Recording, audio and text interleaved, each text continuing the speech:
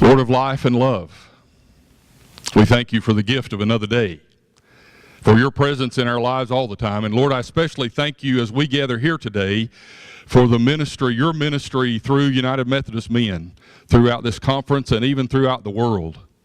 Thank you for each person here and their commitment to you. I honor that today, and I give thanks for many seeds that they sow in the lives of young people and people throughout their communities.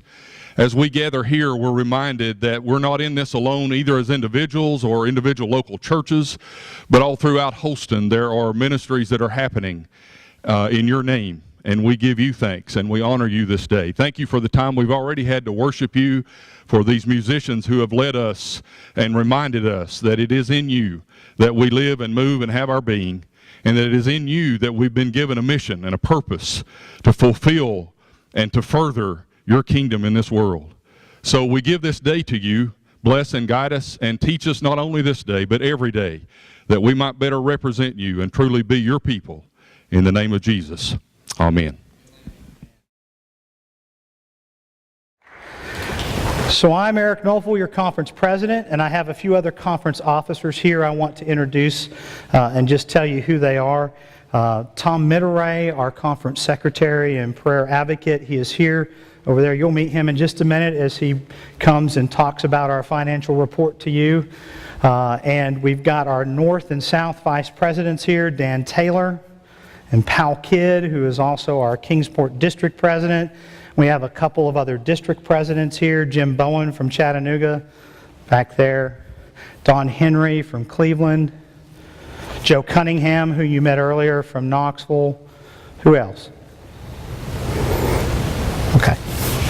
I want to thank these folks for their work on the executive team and just keeping me in line and straight. That's a full-time job for them. Just ask Don Henry, he can tell you. He has to track me down a fair amount and keep me in line. So without further ado, I want to tell you a little bit about United Methodist Men. So the mission of United Methodist Men is all of the things I mentioned before about really trying to get ministry to exist, not just in the church, but to get in your heart and to get outside, and so that you individually can be a servant of Christ and bring others to Christ. And to that end, we have a purpose statement that drives us. It's here on the board. I want you to hear it. United Methodist Men exist to declare the centrality of Christ in every man's life. Holston Conference seeks to fulfill this purpose by becoming a faithful and welcoming community that knows Christ, shares Christ, and serves others. And that's what drives us. I want to ask the question, who we are. I've told you a little bit about us, and I'm going to share from the standpoint of just being explanatory about United Methodist Men. I'm going to tell you a little bit about who we are, but then I'm going to ask you that question. What you're going to find today throughout this is that we really want to discover this answer. We want to explore it, we want to celebrate it, we want to get to know the answer, and I hope you leave here with an understanding of not just who we are, but that you're connected to us and who you are in ministry, who you are as a United Methodist Man.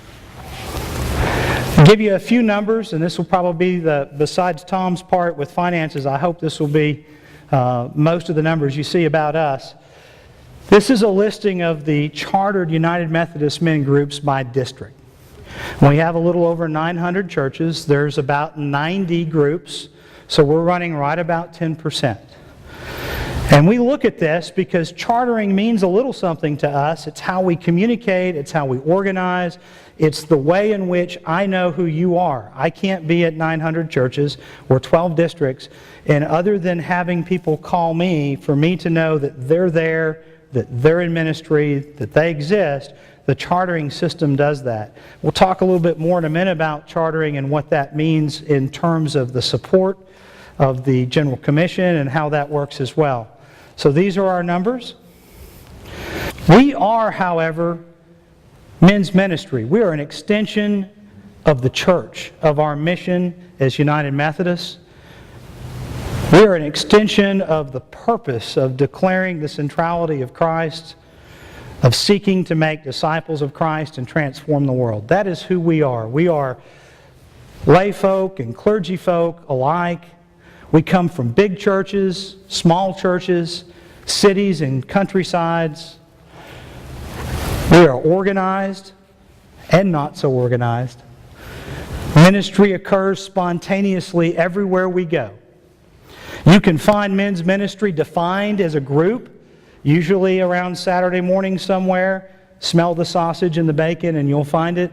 But ministry for men exists in the ushers, in the pews, in the food pantries, in the closets, in the basement, in the work groups, in the ways that we extend Christ in our church and beyond our church. That is who we are. I hope that you understand that, and I want to make this statement very clear. We are not a group of chartered individuals with rank and title. We are not members if we join or if we're present. You don't have to like biscuits and gravy to be a United Methodist man. But it helps. It does help. We are every man in every United Methodist church. That is by discipline. That is by purpose. We are United Methodist men. United under the purpose of declaring the centrality of Christ, of seeking to make disciples of Christ, and transforming the world. It's okay if you like the Virginia Tech team and I like UT. It's okay if we don't agree on everything. It's okay if you like breakfast and I want to go out and build houses. We are United Methodist men.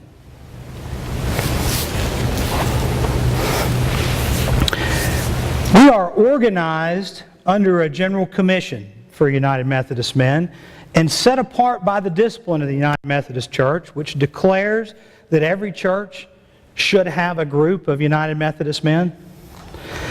I stand before you elected to this office as your conference president, but truly I represent the commission. And I'm here to tell you that our national president, Bishop James Swanson, that our general secretary, Gil Hankey, that the presidents of the 58 conferences and the 7 jurisdictions under the Charter of United Methodist Men bring you greetings today. We stand united in our purpose. You are a part of that as we are a part of you. We are connectional in the way that we go about. We're connected to the church. I would even dare say we are the church. We are connected to every group and every passion in every way. We have some partners in ministry on the national level that I want to make sure you know about. One of my jobs is to make sure that they know about you and you know about them.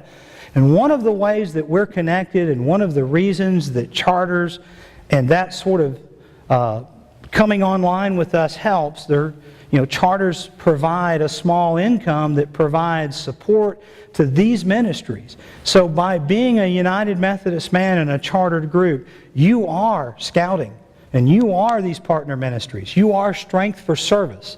And if you've never heard the story of Strength for Service, this is a story about a scout with an Eagle Project who found his grandfather's disciple book, a devotional book issued to him in World War II. And he said, we should have this. Servicemen and women should have this today. And so as a Scout Eagle Project, he sought to recreate that book and was picked up by a local group of United Methodist men that took it to the general group, and the Foundation for United Methodist Men helped and founded this, and it's blossomed into its own separate 501(c)(3) today. They started with the concept of bringing this daily devotional to folks that were going to be serving our country abroad, and they've distributed hundreds of thousands of these. Now they've moved on from God and Country to the book called God and Community, designed to impact those that serve us here. Those that are firefighters, police, EMS, hospital-based workers, those that have the very real task of encountering struggles day to day and facing hardship and heartbreak, and yet continuing to serve. And so this devotional has been created. It's a fantastic way that folks can reach out to members serving our country or members serving us here in our cities, our homes, and our towns. We partner with youth service organizations. The Scouts are just one of those. You saw our Scouts here, and what a blessing it was to see these young men come in and share with us what they love to do.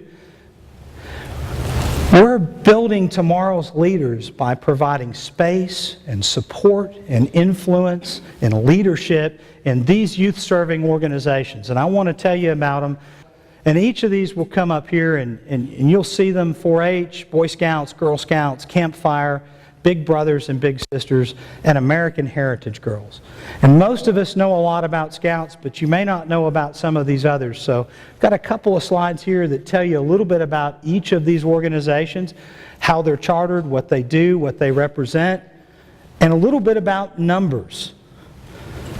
Look at Scouts, Boy Scouts, almost 1 million boys. Girl Scouts, tremendous amount of youth impacted by the outreach of these organizations, which you support by your very presence here today.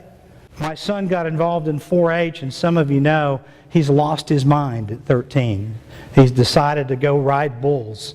He started off riding horses, got excited in 4-H, and something went terribly, terribly wrong, and he ended up in the rodeo, and now he rides bulls. He's had about 13 and a half seconds of practice. That's about 5 rides. He doesn't know I've kept these statistics, right? So he beats his chest a little bit and how proud he is. And I'm just wondering, you know, it took me years to get comfortable doing certain things. If he can do good and be excited and enthused with 13 and a half seconds of actual practice time, what can we do if we focus our efforts on things? American Heritage Girls is relatively new, and some of you may not have heard this. It's an alternative to the Girl Scouts in a faith-based atmosphere. They openly and provocatively declare their faith in God and have open prayer and worship along with many of the activities that go into Girl Scouts. Many strengths and weaknesses here, but tremendous impact in numbers. Here's just some of the numbers. We're talking about over 1 million, and this is just folks that we know about. This doesn't count every committee member, every church member who participates, everybody who is a chartered organization rep for the many churches. And as United Methodist Men, we are a huge contributor to the scouting alone, much less these other programs. We have a huge impact in our presence, our prayers, and our gifts, just being a constant supporter of the idea of these youth-serving organizations. Another partner we have is the one we celebrated a minute ago when we talked about the prayer line. The upper room prayer line was in peril, really, of going away. And if it wasn't for the reach of the General Commission to ask that conferences support the prayer line financially, they may not have kept those doors open. So I want you to know that we are a faithful conference that supports that. This year there were 21 of the 58 conferences that were able to give their financial support directly in an offering of $1,000. And Holston has done that faithfully for years and continues. And they want to say thank you. They are so grateful for that support and the many, many, many people who you touch by being willing to support United Methodist Men and us being able to support them. Folks who are in their hour of need call for prayer, and in essence, you answer. Thank you, Holston, for that. Another one of our great partners that's relatively new to us. How many of you have had Disciple 1 through 4 or 5? Okay. Disciple Bible Outreach Ministries is taking the Disciple curriculum into prisons and working directly to have Bible study and scriptural reading at that level. And it works not against or in place of, but with other prison ministries like Kairos and others that come in and seek to get men on fire for Christ. This is the next step. That 30-plus week program of Disciple, they're bringing Disciple 1 and 2 and many others into prisons where folks who have heard of Christ, who have fallen in love with Christ, now get to anchor that faith and knowledge through Scripture and the presence of ongoing worship. So Disciple Bible Outreach Ministry is a national organization and is in several states, began in North Carolina. It has a board and chartered organization in Tennessee and Virginia. And as Holston Conference, we get the fortune of participating with both of those boards. And so we're working in prisons, and it's a slow process. If you've ever worked in those venues with government agencies, getting trusted and getting in and getting established takes time. We're still working in Holston to figure out how that's going to work for us as we've sort of begun to develop a relationship with the churches surrounding our correctional institutions throughout the state. Now we're seeking partners to try to find folks that are interested in taking this outreach to the prisons and congregations that are interested in supporting this. What we find is that in many of our correctional venues, those communities are very rural. And so the churches surrounding them are very small, and many of them say, well, we just have a few members. We can't do this for 34 weeks. So we're looking for partner churches, those that are well established and find this to be a meaningful outreach and ministry, but maybe they're 75 or 100 or 150 miles away from these institutions, and their members can't drive back and forth one night every week. So we're bringing these resources together. We've begun to work on this at the conference level and find the individuals involved, and we're moving in this direction, and it's fantastic to watch it grow. One of our great partners, and a partner with a fantastic purpose.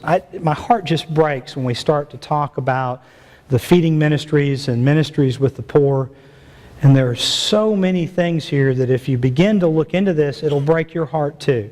If you go to many of the websites involved, Society of St. Andrews, In Hunger Now, one of the things you're hit with are these counters they put on there. Has anyone ever done that? And it says, since you logged on, the number of people that haven't eaten a meal, or the number of pounds of food wasted. And these counters move so fast you can't keep up with them. And you're just overwhelmed by the need. Society of St. Andrews, and I have figures here that I want to share with you. This is a celebration. But these figures are only for our Tennessee, Holston area. I couldn't get the Virginia figures to share with you and combine. But look in Tennessee alone, in the counties and areas that we serve in Holston, the number of pounds, over 740,000 servings of food. Through gleaning, through food drops, through disseminating food to food serving agencies. Look at the Holston churches in Tennessee that participated. 14 of our churches took part in gleaning. That's fantastic. Going out and taking the crops that would otherwise be wasted and bringing them back so that they can be packaged and distributed. 32 of our churches contributed financially to the tune of a little over $8,600. 3 through the specific United Methodist process of Meals for Millions, but many through Lenten and Advent and VBS offerings and participation. Just a fantastic opportunity. In addition to food drops and gleaning, which any church can participate in, Society of St. Andrews also has ready-made projects for VBS, for mission projects and hands-on, appropriate for our younger folks to participate in and still enjoy. And they have ready-made curriculum. So if you're not familiar with Society of St. Andrew, you should be. All of these partner ministries we talk about today, I have information out here that you can get and take and learn from, and I hope you'll do that. More importantly, if you have a question, I hope you'll find somebody. I don't have Ralph's Ask Me sticker on, but you can still ask me. As long as it's not about that charging call last night, I'm good. I'll find an answer. If I don't know the answer, I'll find it for you. So who are we? We are you and me. We are these many processes, these many ministries, this outreach. We are all of these things and much, much more. One of the great blessings I have as conference president is that so often people come up to me and tell me stuff I've never thought of. I hear about ministry and ideas, about creative ways to do things or fun ways to do things differently, and I'm thinking, man, that's fantastic. If we could just share that. We're connectional through all of these processes. But folks, we've got a long way to go to be fully connectional. We struggle to connect to one another. We have a long way to go to be in ministry with one another, where you can share my ideas and I can share yours, where I can support your ministry and you can support mine, where folks know about what's going on. We're still working to do that. We're called to be more. We're called to be in ministry. We're called to be the church. We're called to rethink men's ministry. There's a change in what we've been doing and what we're doing now. United Methodist Men has a wonderful and storied past. And many of the men in this room have been a part of that. And that is absolutely to be commended. But what we have learned over the years is the concept of the organization and structure of having a meeting and people coming to us. I'm looking at some of the pastors in the room. If you're having a church and expect people to come to you, the reality is we're learning they expect us to go to them. And so that change not only affects our congregation, it affects the ministries in our congregation. And we as United Methodist Men are impacted by that. We're learning that men don't want to come here and give up a day. They want us to build something they can go to come to them in outreach through the many projects we do, through the relationships we establish in our communities. They want us to leave the church. They want to bring their kids. They want to network and share. They want to be a part of our group, whether they're in the seat or they're out doing something on Saturday. We've got to find a way not just to go to them, but to not exclude them in what we do. They've got to be a part of our ministry in purpose and in action. And that's a challenge for us. That's a challenge for me. And I'm looking out here at faces I see. It's a challenge for you. It's something we've got to do.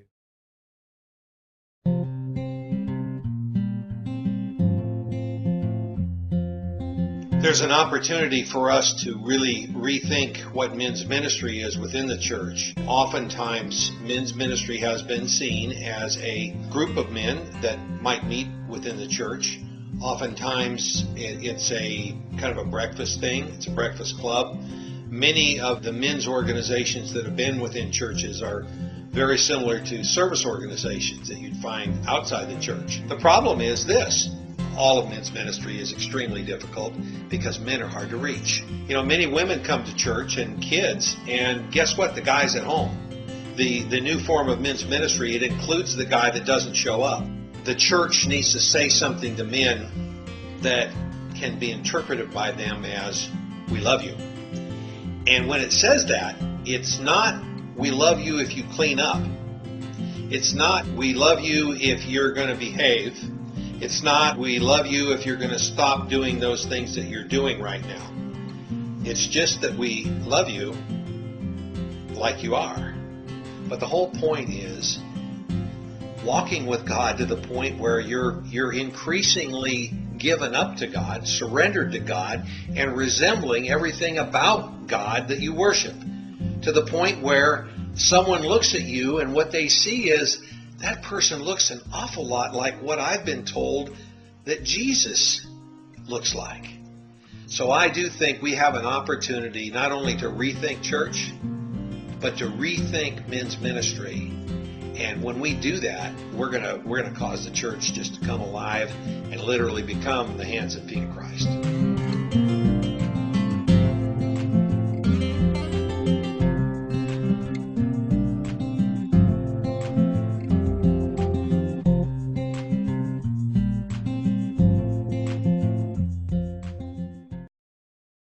We've heard a lot about the concept of rethinking church and rethinking ministry. This is a transitional time for us, and I don't know about you, but raise your hand if you love change. Well, I see a few. Not many, right? And they were women, right? So the men kept their hands right down here by their side. Change is always difficult. It's difficult because we model ourselves on successes in the past, and in change, we very often don't have a model of success because it's uncertain. It's new. It's scary. I want to challenge you today to rethink ministry. Oftentimes when we go to an organization where, the first thought is, what is this organization doing for me? And I'm guilty of that. But we need to think, what is this organization doing for others? And what am I doing for this organization? How am I helping to change, to focus this ministry so that it follows the model that Christ gave us? To go to the world and make disciples of Christ. We heard so much about vital congregations and what we need to do to revitalize us. We're looking at that on a church level, on a conference level, at the district, and individual churches are looking at this. How do we become vital? What role does United Methodist Men have in being vital to our church? We've gotten in this division of, well, the men meet in here. That's the kids' youth room over there. Don't go in that room, the real pretty one with the comfortable chairs. That's where the United Methodist women go. We've gotten divided into this concept that we are something as an organization. It's not us. It's the church. We're the church at large. We're Christ's hands and feet, and that's what we're called to be. That makes us vital. How are we doing that? We are developing principled Christian leaders for the church and for the world. We are stamping out the killer diseases of poverty by improving health globally. We are creating new places for new people and renewing existing congregations. And we are engaging in ministry with the poor. Because of the United Methodist Connection, we are accomplishing these things. But what is even more important is that everyday people of faith are taking up these challenges in a unified yet diverse chorus. And they are at this very moment breathing vitality and movement within our church. Most everybody's heard of the 4 areas of focus and vitality. How are we doing that? How can we reach out and do more?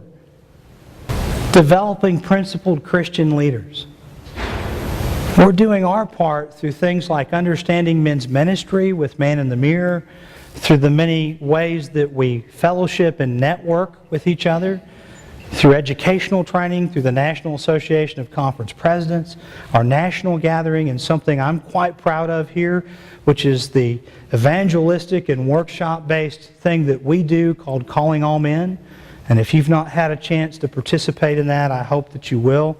We'll talk about that in a minute, and I'll give you the save the date for this year so that you can think about that. But what we do needs to, at its very core, be developing us. Don't be afraid of that word leader. We need to be developing us, strengthening us to be Christ's hands and feet. How are we tackling the diseases of poverty and promoting health through outreach, through feeding and caring for folks One of the United Methodist outreaches called PET. Anybody heard of PET? Personal Energy Transport. Build a way for folks with mobility issues to use their upper body strength to move around. This picture was taken at the national gathering in Nashville at Belmont University, and that gentleman was working his way through the crowd in the forum there. It was fantastic to see that PET device. How are we making new places and sustaining existing places of worship? By being relevant to the church, to the community around it, through outreach like Fish here and through feeding ministries and folks that reach out into the community. How are we serving the poor? Through things like Habitat for Humanity and home repair and visitation and getting out there and really helping folks where they need it, meeting them where their needs are. I asked you, who are we? But we're United Methodist men. That's all of us. As we agreed to, that includes our women clergy in here, and that's fantastic. We are together, the church. Every man is a United Methodist man. I want to refocus that for a minute because it's great to say that we're all in something. But I hope you'll feel a sense of accountability. I feel a sense of accountability to you. I am United Methodist men. I am this ministry. And I hope each of you will take it to heart and be this ministry for each other, for the folks around you, for the folks in your community. I hope you will take it to heart. This is Tom Mitteray, our conference prayer advocate and conference treasurer. Wow, that was really something, Eric. And when I was looking at listening to what he was saying, we need to rethink. Well, we've been rethinking. I'm really good at thinking, but I need to start praying and do it. That's right, brother. Pray it and go out and do it. So thank you for that pep talk. And there's two guys. How many people do we have here from Middlebrook United Methodist Church? So we got two guys downstairs right now that are putting their faith in action. Roger and John are answering the upper room prayer line. They've gotten 6 calls so far. So be in prayer with them as they answer those calls. If anybody else would like to answer the prayer line, I'd be happy to teach you. That was their first time. That's their first time, but now they're getting to be experts. So don't let this opportunity pass to answer the prayer line and to be what Eric has just talked to us about. Well, just briefly on our, I am not an accountant, never took an accounting class. My wife balances the checkbook, but I'm so proud of myself that this last year I was able to balance. So we started out with the balance of $1492.93, and our balance as of this morning is $966 there. Just to let you know that the money that goes out, primarily $1,000 for the upper room prayer line. We try to meet that obligation. There are dues and travel for our president, and there's many more meetings that he could go to that he doesn't because of money and time. So we try to be very careful and select the ones where you get the most bang for your buck. And there's also any kind of ministry opportunity. We did Understanding Men's Ministry, which was calling on men. And then we had prayer cards that were distributed at the annual conference. So that's kind of how our money goes out. And we get our funds from the Day with the Bishop offering today and registration. We also ask each district to pay $100 a year towards our operating expenses. There's EMS refund for any of you that are members of EMS through the United Methodist Men in Nashville. We get a part of that. And then the offering today, and then we get half of the offering at Calling on Men. So that's the money that comes in. That's our breakdown. I'll be happy to answer any questions that anybody might have. It's pretty straightforward. Tom, thank you for all that you do and for the... Sir. That's a great question. Thank you, Dan. Now, most of you know, some may not, but my full-time job is that I work in the fire department, and I'm a paramedic. And I'm a member of EMS in the sense of emergency medical services. So when I first saw that, I thought, hey, I'm EMS. I'm good.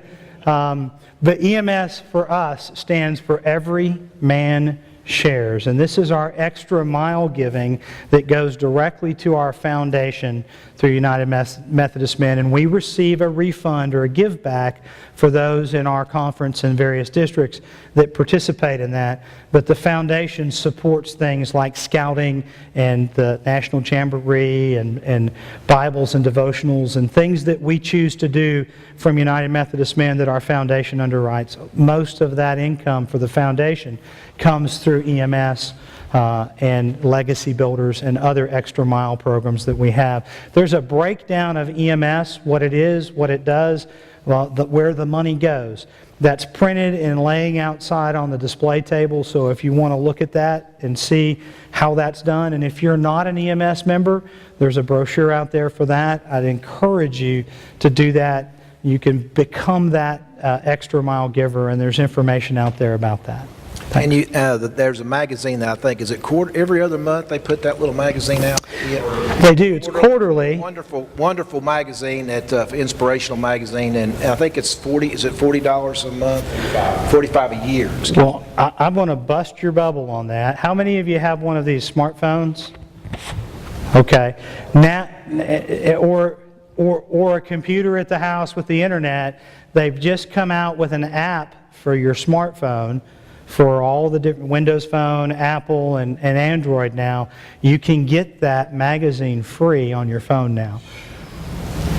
I know. Another app. It's just what we needed, right?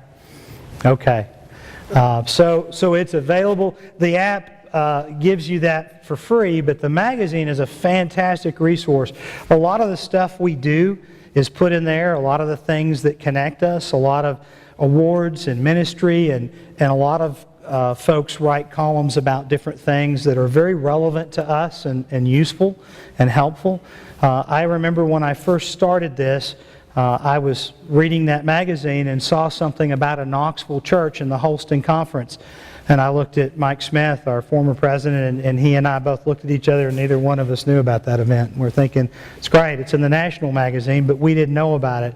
But that's just one of the many ways that we stay in touch, and we need to do that at the national level, but certainly as well at the conference, the district, and the local church level as well. Would you all show Tom a round of applause and thank him for his efforts? Thank you. And please take him up on the opportunity to go downstairs and see the prayer line in action and participate in that, if you will. All right, so the slide that was up a moment ago said new business. Again, this is a business meeting in that sense. Is there any new business that needs to come before us as a group before you get me to stop talking? Since we're talking about technology, if you've not found our website, I'd like you to do that. It's pretty simple. It's umm.holston.org. And we try to put information on there that's helpful to you. If you're ever wondering who the district president is, or the northern or southern vice president, how to reach them, all that information's on our website. I blog on there occasionally. If you're just saying to yourself, gee, I haven't really got enough of that Eric guy, I want to hear him talk some more, you can go read my blog occasionally, and there's a lot of stuff on there about what we're trying to do and accomplish and to celebrate. And it needs to be a celebration. It needs to be a celebration. Calling All Men this year is going to be in one location in our conference. We've done two for the past several years, and we've decided to focus all of our efforts in one place this year. We'll move it around, so it probably won't be in the same place next year, but we're going to go back to Tennessee Wesleyan College in Athens, Tennessee. Had a fantastic time there, and we had a fantastic time in Bristol as well at King University. But we're going to have a two-day event. Friday afternoon is going to be an afternoon of picnic and fun and music and worship and storytelling, and just a community type event on the lawn outside in front of Tennessee Wesleyan. And then Saturday will be a very familiar event, a day conference with a combination of workshops and speakers and music and inspiration to kind of guide us.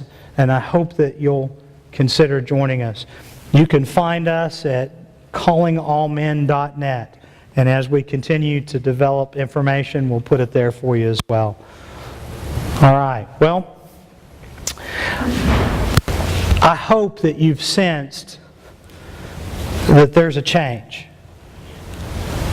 Not that we've done anything bad or wrong, but I hope, like me, that you'll have a servant's heart and that you'll be willing to listen to what God is saying and to discern the direction that we need to go.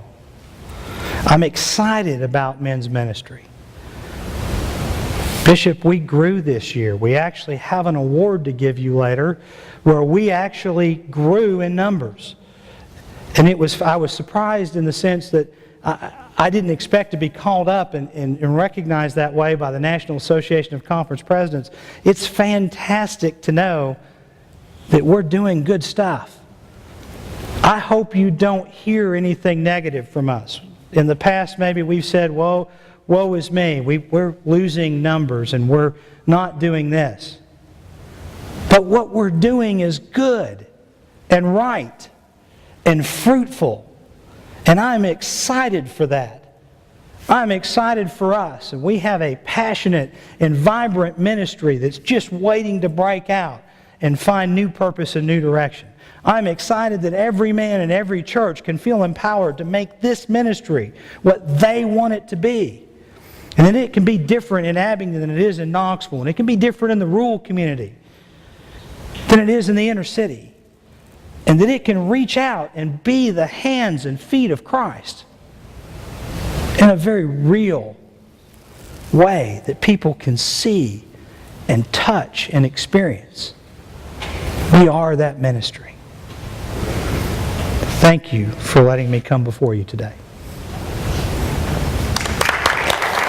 It's my great honor to introduce to you Bishop Taylor and to ask her to be with us today. She is gracious, and I'm humbled by our relationship. She is always encouraging to me, and she's going to come and share her thoughts and message with us. And then at the end of that, or at some point in that, if you wish, she'll be happy to answer your questions. Without further ado, Bishop. Eric just gave a lot of himself in this report. He gives so much to United Methodist Men. He loves this group. He wants this group to continue to grow and do great things in the name of Jesus Christ. Would you join me in expressing appreciation to your conference president? Yeah. Thank you. It's interesting because this is such a good opportunity for us to come together and for us to have some heart-to-heart opportunities to talk. I'd like to give you an image, and that image is found in the Gospel of Luke in the 24th chapter. And it is a familiar story to you all, I believe. And I'm reading from The Voice, which is a new translation of the Bible that was came out just recently.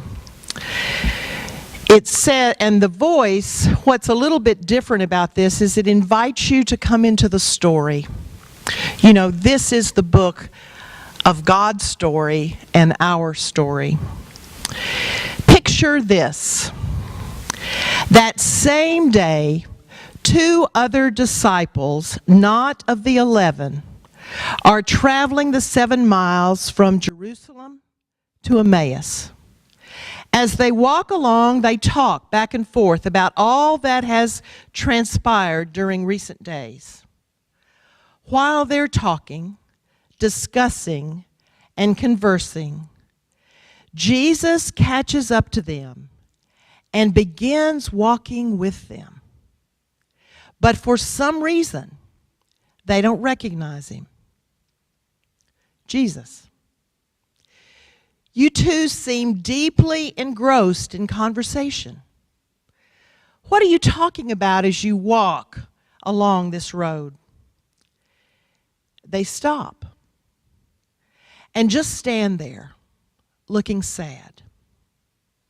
One of them, Cleopas is his name, speaks up. Cleopas, you must be the only visitor in Jerusalem who hasn't heard about what's been going on over the last few days. Jesus, what are you talking about? 2 disciples. It's all about the man named Jesus of Nazareth. He was a mighty prophet who did amazing miracles and preached powerful messages in the sight of God and everyone around. Our chief priests and authorities handed him over to be executed, crucified, in fact. We had been hoping that he was the one, the one who would liberate all Israel and bring God's promises. Anyway, on top of all this, just this morning, the 3rd day after the execution, some women in our group really shocked us. They went to the tomb early this morning, but they didn't see his body anywhere. Then they came back and told us they did see something. A vision of heavenly messengers, and these messengers said that Jesus was alive. Some people in our group went to the tomb to check it out, and just as the women had said, it was empty, but they didn't see Jesus. Jesus. Come on, men. Why are you being so foolish? Why are your hearts so sluggish when it comes to believing what the prophets have been saying all along? Didn't it have to be this way? Didn't the Anointed One have to experience these sufferings in order to come into his glory? Then he begins with Moses and continues prophet by prophet, explaining the meaning of the scriptures, showing how they were talking about the very things that had happened to Jesus. About this time, they're nearing their destination. Jesus keeps walking ahead as if he has no plans to stop there, but they convince him to join them. 2 disciples, please be our guest. It's getting late, and soon it will be too dark to walk. So he accompanies them to their home. When they sit down at the table for dinner, he takes the bread in his hands, he gives thanks for it, and then he breaks it and hands it to them. At that instant, 2 things happen simultaneously. Their eyes are suddenly opened, so they recognize him, and he instantly vanishes, just disappears before their eyes. This is the word of God for the people of God, my friends. Thanks be to God. Well, the image could be that was 2 United Methodist men walking along that road that day. And they were sharing together what their heart was and how they hurt, how their hopes had been destroyed, how things that looked like they were going to be one way had turned out to be another way. And then suddenly Jesus was in their midst, walking beside them. And as they shared their hearts with him, he invited them to rethink, as Eric would say, to realize what they are part of, to realize how God is involved in all of this. So the image that I would like to suggest is that United Methodist men are men walking alongside, coming alongside others. That's what the challenge is. It's men coming alongside others, and in the midst of that, Jesus suddenly is there among them. And it reaches a different level, and it takes a different direction. Now, some of the people that I think we need to be walking along beside, because I'm a United Methodist man too, I heard it here this morning. Thank you. Some of the people I think we need to be walking along beside are each other. Things happen in life. It doesn't matter how good a Christian you are, things happen in life. Yesterday, Rusty and I went and met some friends, and I'll talk about it in my sermon after lunch. But we met some friends for lunch. They go to McAllister's about every day. And we went over to McAllister's in Maryville and sat down with them. What had happened to them since we had last been able to join them was that, and this is a man who was in college with Rusty and his wife, they go to McAllister's about every day because his wife has MS. So the man, Rusty's friend, my friend, Steve, had had a heart catheterization, or oblation, I guess, and to take care of atrial fib. Everybody, I'm using all these technical terms, you know, aren't you impressed? But anyway, and the doctor, just as he's doing that procedure, and it's going like textbook, and as he's doing that procedure, part of that process is you're looking at the different machines around the room, and as he's looking at one of the machines, and he kind of you do this process and you circle back, and he just happened to notice that there was a section, as he's inside this man's heart, our friend, that there's a section that is beginning to bleed out. He doesn't know how, but some way he nicked his heart during this procedure. And it got serious. Easy outpatient suddenly got serious. You know, life happens to us. So that was a chance yesterday at lunch for two men who have known each other since college to sit down and talk about one of life's experiences. How good when you're walking this journey not to walk it alone. So,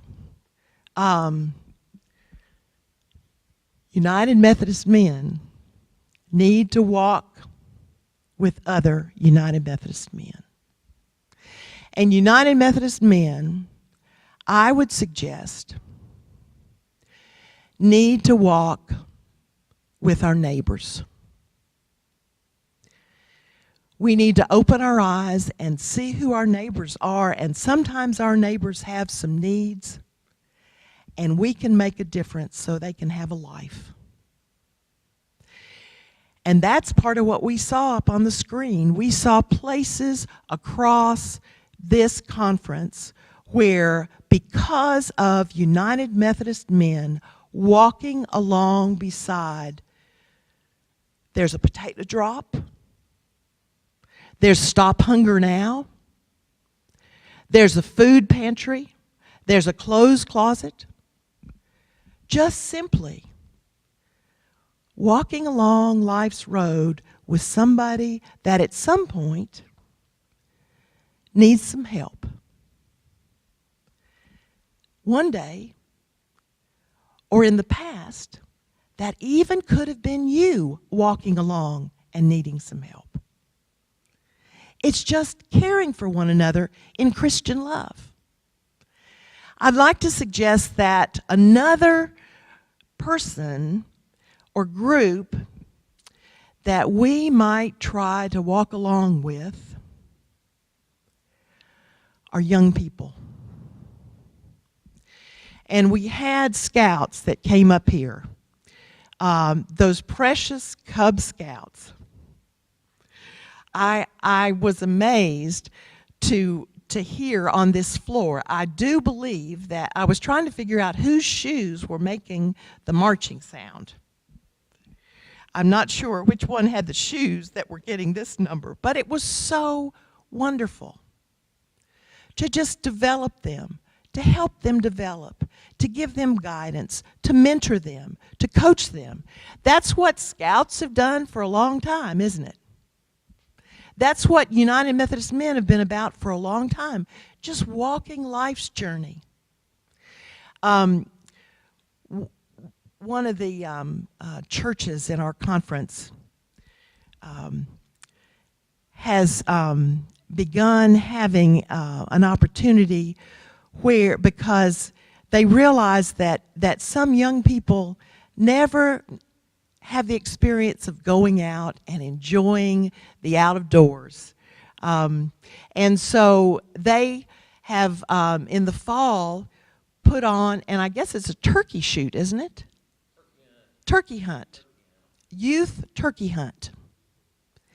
And men that are not, who don't have, men and their sons go, men and, young adults go, but also men go just to mentor, young adults coming up or youth coming up, and to let them have that experience of what now this is a very male thing. I'm the one who prays for the turkey. You got to realize.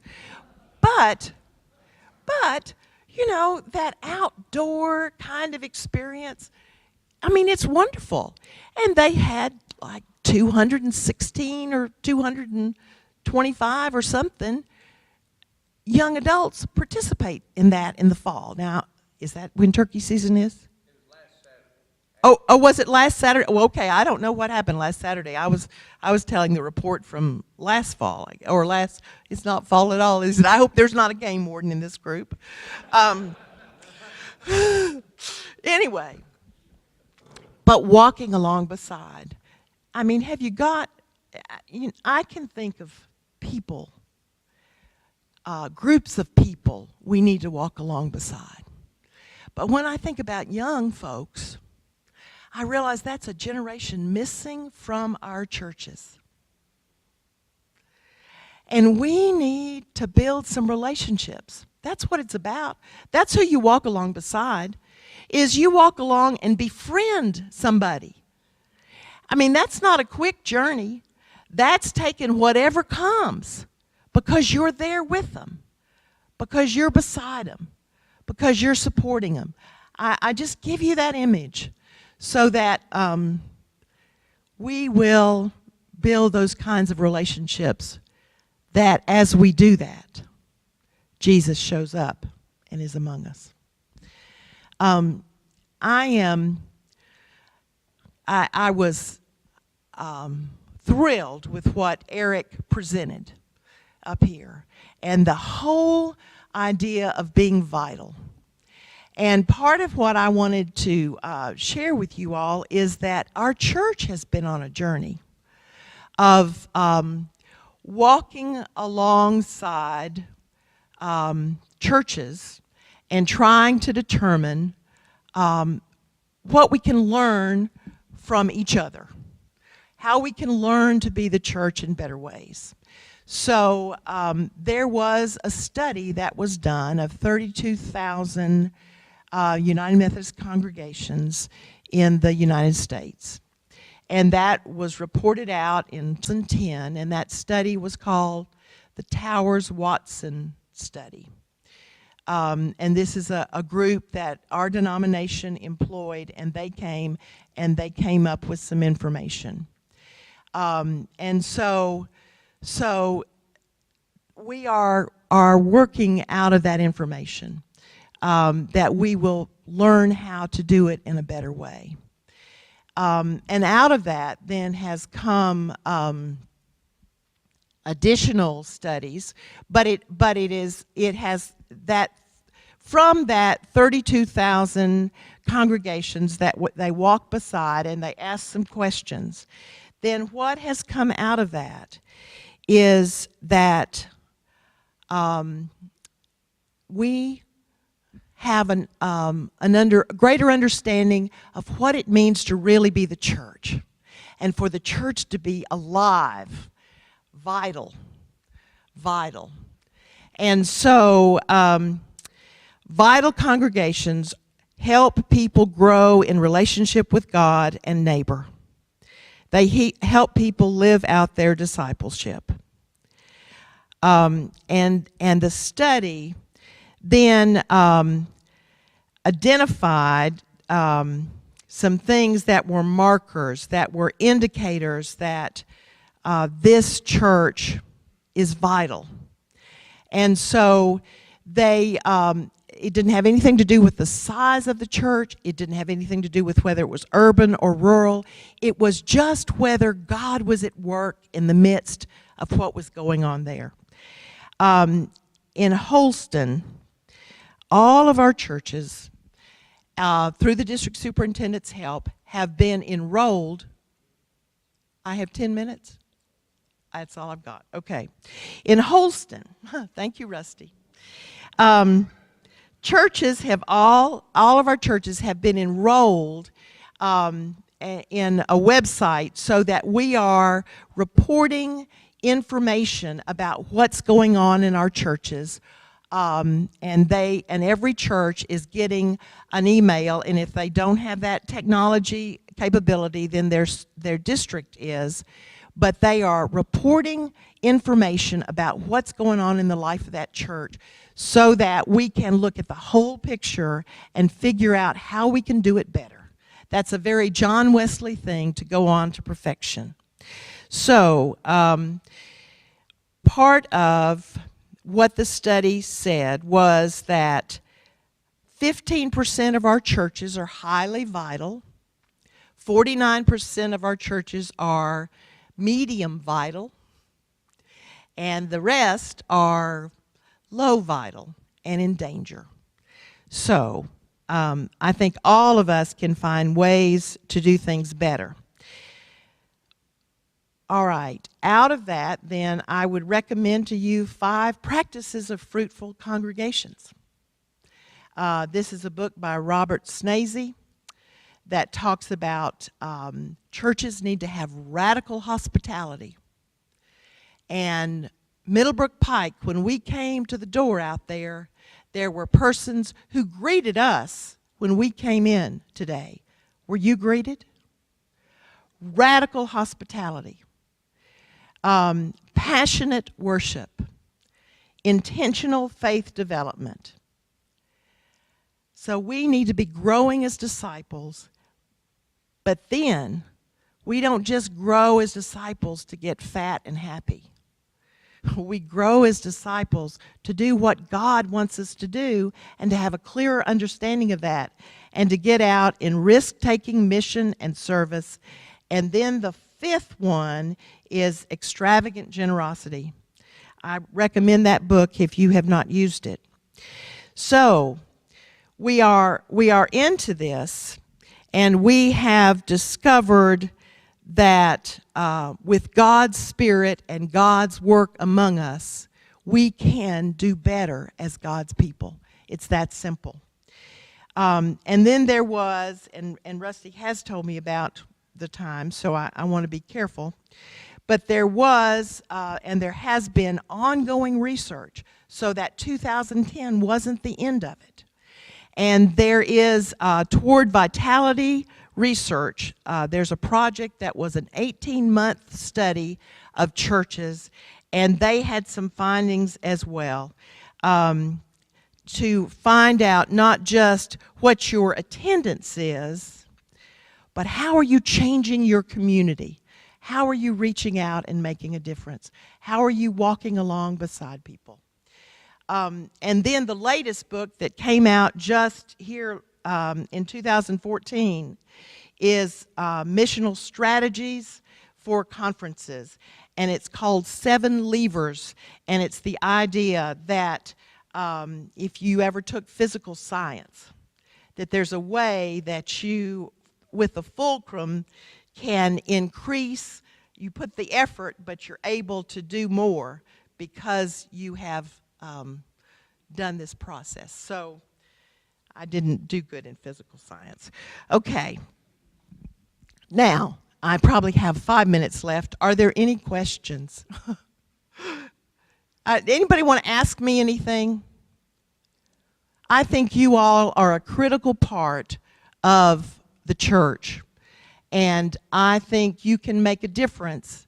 And when he talked about principled Christian leaders, that was one of the things, you know, I think I challenge you to help and be, as we strive to be the church and most effective. We are in the season of appointment making. One of the things that's a little different, I'm going to keep talking as long as I have time because I'm a preacher. Unless somebody wants to ask me a question. But one of the things we talked about when the cabinet had their retreat this summer was that moving is a hard thing. Moving is a hard thing. Packing up everything and getting it out of one location and putting it in the next location, and all of that happened between, it takes a while, but then on moving day, it was like you could move into the parsonage in the morning and be in by, or the people had to be out by noon, and then the new person could move in at noon. And it is one of the most inhumane things that exist. It is terrible, and it's terrible. It's just terrible. Do you believe me? Say with me, terrible. Oh my gosh. So one of the things that we thought would be helpful is to realize that is a stressful time for pastors. That's a stressful time for pastors' families. So what we're doing is that we have, and we did it last year as well, didn't we? But the transition time. We did it last year as well, didn't we? And so we're trying to be more humane and helpful to pastors and their families. So there is some off time that in January, June the 15th, that whenever that Sunday hits right in there. What's the Sunday, David? The third Sunday? Father's Day is the 15th. That's their last Sunday where people are currently appointed, and then they are off until the first Sunday in July. Now, they're not really off. They're packing. They're moving. And if there's, there might be a pastoral need that the pastor needs to be involved in, and they might get called into that. But we're trying to be more pastoral. We're trying to be more aware of how difficult it is to make good, strong transitions. So somebody I talked to yesterday said, I didn't realize we did that last year. They're moving this year. So they suddenly discovered and think it's a really wonderful, kind thing to do. I think it's terrific. Anybody want to ask me anything? Well, thank you. Aw, thank you. Yeah, oh, you have a question. Oh, Nathan, I know you. I know this is, I know They're this is going to going to think be, you're a plant. I know this is going to be hard for you to do, but could you give a 2-minute summary of your Holy Land trip and how many got to go on that and kind of the purpose behind you and Rusty leading that? Oh, wow. There were 34 of us who went. Let me just say that if you have never been to the Holy Land, I want you to know that there is no experience like it. And one of the things that is so powerful about that is that every time, once you have been, every time you read that book I read a few minutes ago, you are going to see the places again. You are going to hear the birds singing as we went to the Jordan River and people renewed their baptism and people went into the water and, and went under the water and the doves are flying. And you just could picture when you read that scripture, when John baptized Jesus and the dove came down and descended upon him from the heavens, you just can see. It makes the faith that we have believed so touchable. It makes it so real to have all your senses engaged, to go through the old city of Jerusalem with all the smells and marketplaces and cut up animals for sale for meat and all the different produce and clothing, and just realize that was the journey where Jesus walked through those streets and carried his cross on the way to Calvary. I encourage you to go. And one of the things that I'm committed to is that our pastors and particularly our pastors who are new in ministry, will have that experience, because I think there's no substitute for it, and the difference it will make in their ministry from then on, and the lives that will be impacted to the glory of God because of that. Was that 2 minutes? It was longer. Okay. Okay. Thank you so much for letting me be with you. It's just a privilege and a joy, and I'm thankful to be on this journey with you. Thank you.